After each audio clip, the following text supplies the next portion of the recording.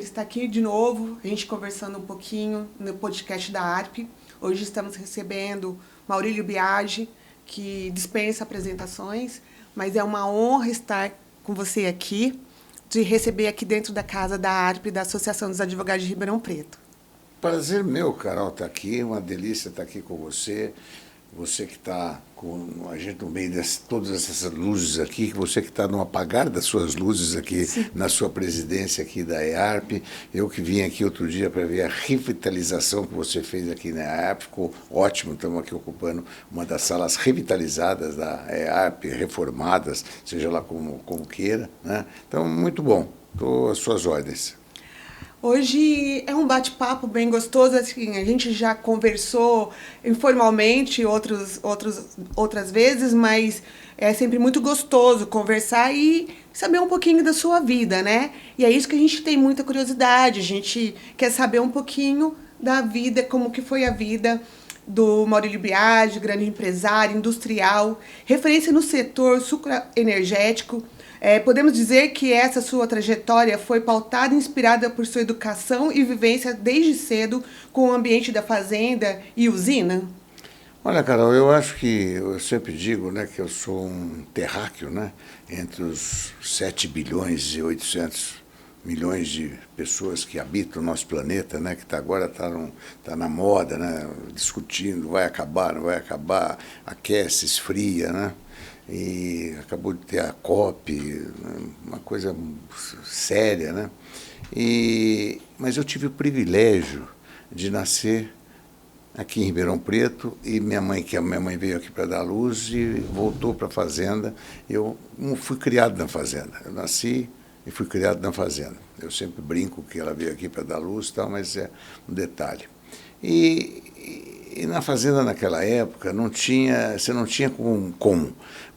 Aquilo era uma comunidade, ou era como uma cidade fechada, sitiada, não tinha comunicação, telefone, muito difícil falar, a estrada não tinha, todos os funcionários, eram quase 2.000 já naquela época, tinham que morar na fazenda, morar na cidadezinha ali, com escola, com clube, etc.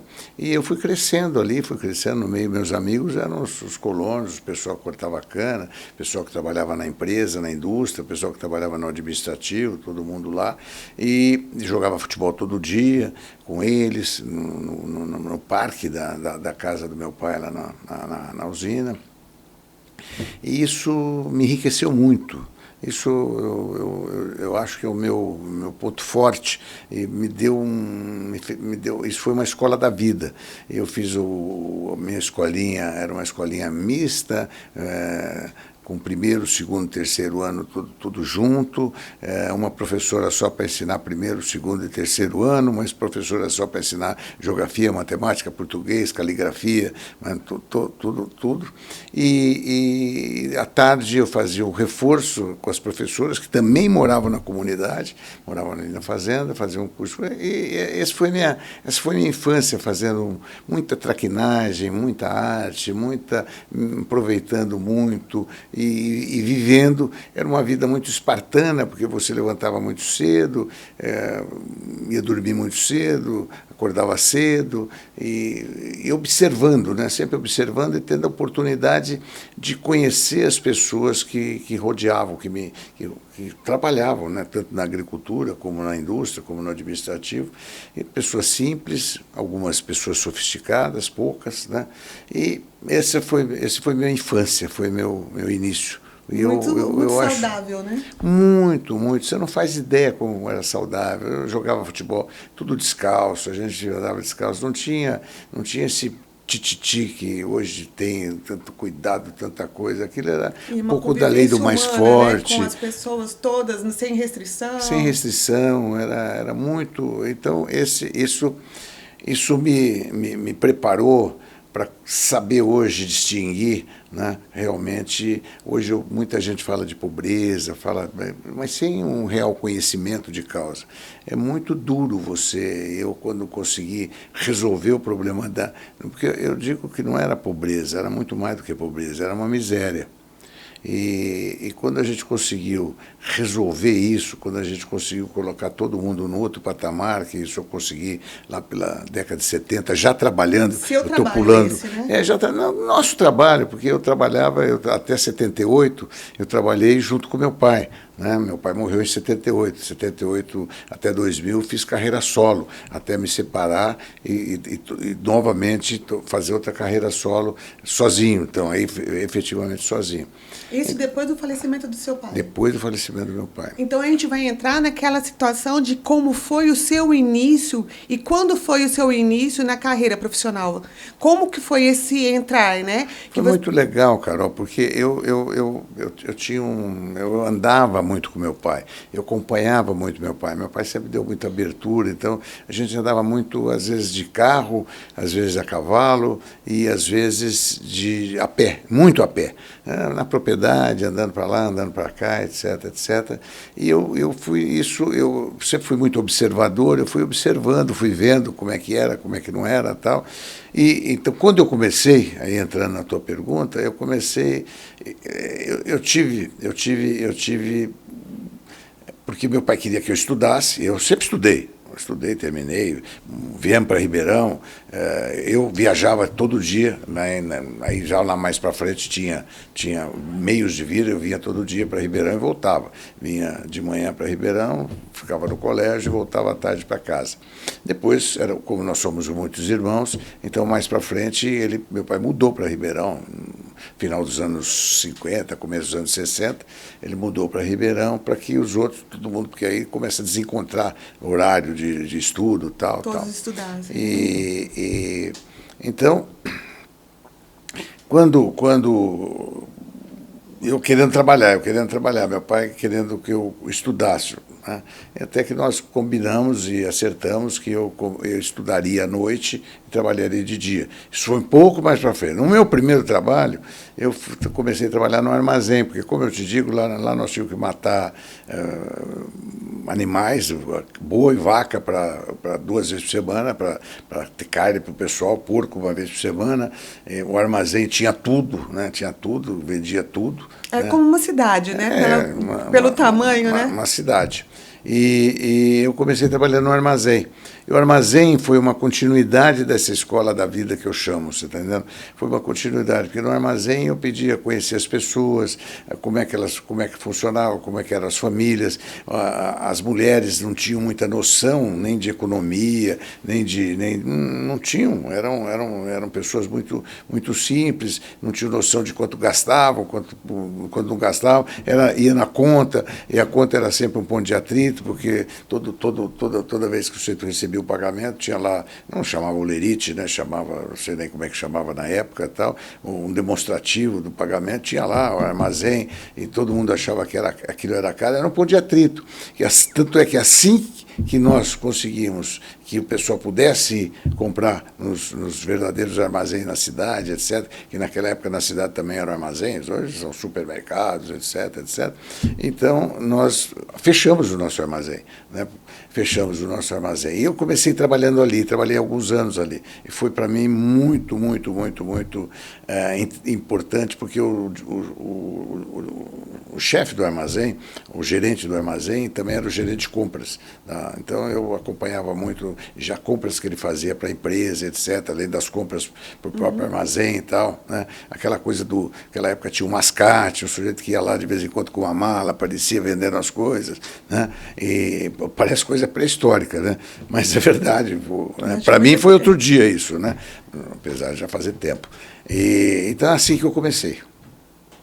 E né, quando começou a trabalhar, já estava estudando e... Eu nunca parei de estudar. Eu saí do armazém, continuei estudando. Aí chegou aquele ponto que eu já tinha feito, depois que eu saí do armazém, eu já andava em todos os setores da empresa, principalmente na agricultura. Eu saía quase todo dia, eu saía com algum administrador a cavalo, para andar. Então, ver o sujeito distribuir o serviço para as turmas naquela época, eram turmas que eram contratadas todas da fazenda. Depois começaram a aparecer as turmas de fora que iam para trabalhar. No começo eram todos lá, mas de manhã tinha a distribuição do serviço, como é que distribuía, você punha o sujeito para carpir, cada um tinha que carpir uma rua, quanto pagava por metro, quanto patava, você tinha que olhar o tamanho do mato, que o mato estava alto, estava baixo, estava muito, estava pouco, etc. Então, esse aprendizado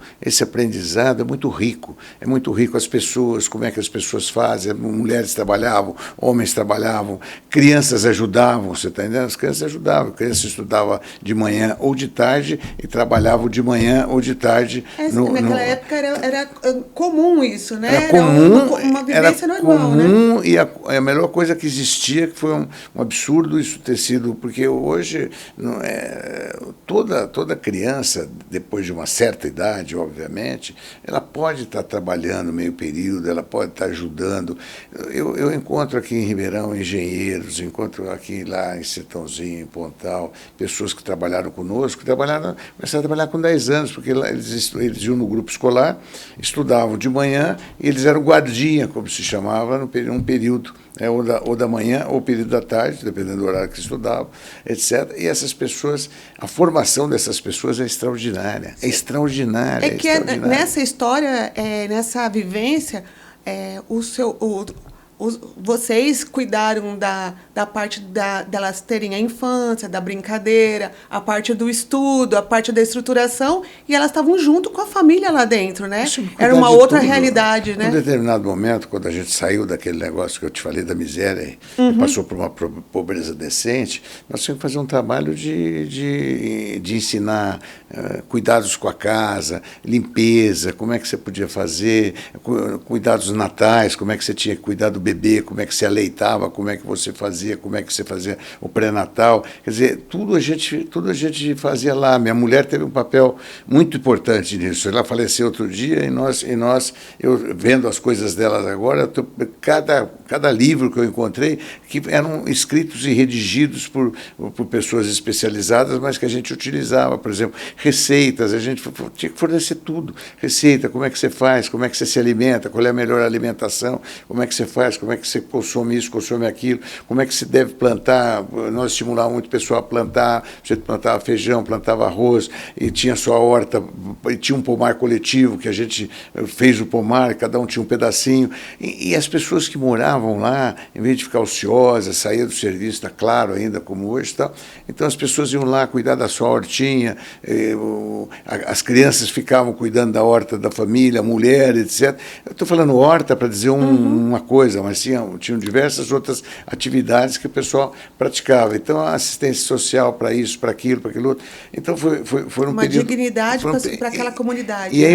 aí você conhece gente, aí você realmente você pode, isso te projeta para a vida. Então, hoje, isso para mim é de uma utilidade, é muito, muito, muito, muito bom. Muito bom. Então, as pessoas não imaginam o que é isso. Hoje existe um isolamento, e agora no Brasil nós estamos enfrentando um isolamento de uma magnitude inacreditável. Então, hoje, com todas essas facilidades de comunicação, etc., as pessoas se comunicam muito menos. Porque a comunicação é isso que nós estamos fazendo aqui. Eu estou olhando para você está me perguntando, eu estou te respondendo, eu não sei se eu estou respondendo certo ou errado, mas nós estamos batendo um papo. E esse papo, a gente não tinha outra coisa que fazer a não ser bater papo. E isso forma caráter, forma homens, ou forma pessoas. Seres humanos. Eu acho que hoje nós estamos vivendo uma realidade no mundo, eu acho que não é só daqui. Primeiro, que você está falando de uma vivência numa fazenda, né? E isso é uma qualidade de vida incrível. E hoje a gente vive em cidades grandes e com pouca qualidade nesse aspecto. Que podia ser muito melhor a qualidade, podia haver muito mais interação. Antigamente as pessoas sentavam na porta de casa, ficavam ali batendo papo, etc. Podia haver uma melhor interação. Isso tudo. Medo de sair de casa, até pôr o nariz para fora e ser assaltado, né? Mas isso tudo é um passado que eu conto aqui apenas para ilustrar, parar, porque isso não é mais possível, isso não tem volta. Nós estamos num Você acha que não tem volta? Não, isso a não gente tem volta. ter esse contato com a natureza e com a humanidade de uma forma mais tranquila e mais respeitosa. A gente pode melhorar muito esse contato entre as pessoas, essa convivência, né? É uma feirinha, é praça, é na rua. Eu, por exemplo, você quer uma coisa que eu adoro fazer, ninguém entende porque eu gosto de fazer. Uma vez eu encontrei lá um amigo do Caparela, que era um repórter, falou: Maurílio, vem na feira tarde para pegar xepa, para pegar preço mais barato. Eu adoro ir na feira. Eu vou na feira, tenho meus amigos. Conversar com as pessoas. Conversar com as pessoas, você encontra as pessoas, você está disponível, as pessoas vêm, falam com você. E uma coisa muito normal, sem hierarquia. Sem hierarquia. É que a gente não espera muito normal dessas coisas pequenininhas da vivência diária vinda de você, e você mostra que isso é o normal, né? As pessoas serem humanas, respeitosas, conviverem. A riqueza do mundo é o simples, né? Senão a gente não é ser humano, a gente pode ser qualquer outra coisa, mas não ser humano, porque um ser humano pressupõe, primeiro, respeito, primeiro que nós somos todos iguais. Eu estou numa fase da vida que eu já posso dizer que essa simplicidade da vida, essas coisas gostosas, como a gente estava conversando agora, de um vinho gostoso, um papo, uma comidinha tranquila. Um cafezinho, como você fez. O que você fez hoje? Eu cheguei aqui, você estava ali me esperando, você ofereceu um cafezinho, uma bolachinha, batemos um papinho, sem pressão, né? Tal, batendo papo, é um pouco isso. Mas você parece um autômato, você chega, senta, acabou. Mas a gente tem que se observar nisso, né? A gente acaba entrando no automático e acelerando a vida, e a gente acaba não vivendo, né? E é isso que eu acho legal, a conversa com você, desde que a gente se conheceu, essa forma gostosa de viver. E que a gente acaba indo no automático e não você tem que se apreciando. Sentir, a tua vida só é completa se você pode... tem gente que é dependente. Depende muito do estágio de cada um hoje, de todos esses degraus que nós temos na nossa sociedade. Mas se você não se sente útil, você é um inútil. Não tem dois lados da moeda, né? Então, o que é ser útil? É muito difícil, eu não sei definir. Mas é você ter certeza de que você está fazendo alguma coisa para melhorar alguma coisa para alguém. Quando você pode fazer. E isso pode ser, isso não é dinheiro, não é ser rico, ser pobre, não é. Isso é uma questão de caráter, de visão, é tão simples quanto isso. Nós estivemos juntos numa festa há pouquíssimo tempo, e uma coisa que eu observei é que todos que chegavam vinham te cumprimentar com muito carinho. Colegas de colégio, aí tinha a filha de um amigo seu, aí tinha uma outra pessoa que chegava, mas todos que eu observei chegavam com muito carinho e com uma história gostosa que compartilhava com você. Veja bem, isso um pouco porque eu vivi muito, né?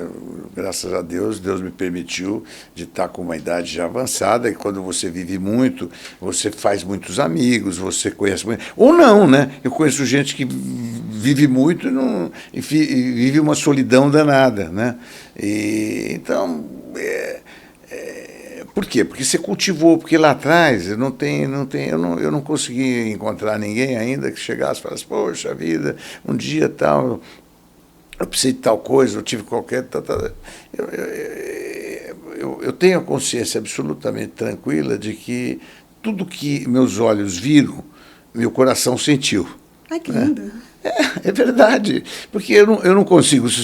Acabamos de bater papo aqui, você vem me contar um problema que você tem, qualquer que seja, aquilo pode até parecer na hora que eu não, mas depois, às vezes daqui um mês, um dia eu vou ligar para você e falar: você me falou tal coisa, aquele dia, tal. É um pouco da minha maneira de ser, você está entendendo? Eu ando com um gravadorzinho aqui, você me fala qualquer coisa, eu ponho no gravadorzinho e está até aqui, eu não ando sem ele. O telefone eu dei para ele, mas o gravadorzinho está aqui. Então, eu ponho aqui, você está entendendo? Gravamos, fizemos. Então, é assim mais ou menos assim que eu vivo, né? Então, deu certo.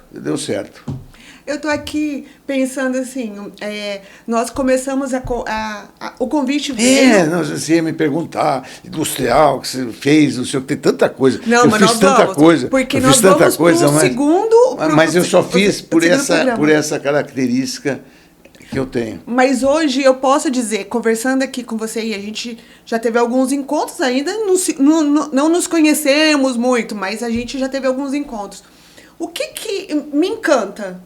A sua história é maravilhosa, a história de um homem de sucesso, um homem que construiu muito e contribuiu muito para a humanidade, mas esse coração é uma situação que a gente acaba se ligando a você porque é um ser humano ímpar. E aí eu estava me perguntando, por que eu me encantei tanto? Por causa disso, por causa da sua história, por causa de quem você é. E aí eu quero pedir uma pausa, nós vamos para um segundo episódio.